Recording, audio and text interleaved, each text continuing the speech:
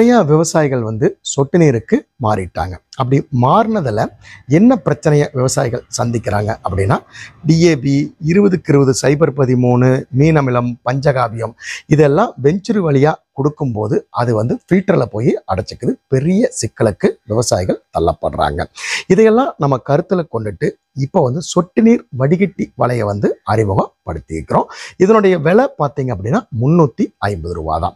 நீங்கள் டிஏபி 20/20 பஞ்சகாவியம் மீனமிலம் புண்ணாக்கு எதை வேணாலும் இந்த வலைக்குள்ளே போட்டு வச்சுட்டு ஜிப்பை லாக் பண்ணிட்டு ஒரு 200 லிட்டர் பேரலில் இதை போட்டு விட்டுட்டீங்க அப்படின்னா அது அப்படியே சுத்தமாக ஃபில்டர் ஆயிரும். அந்த கசடு மட்டும் அந்த வலைக்குள்ளே தங்கிக்கும்.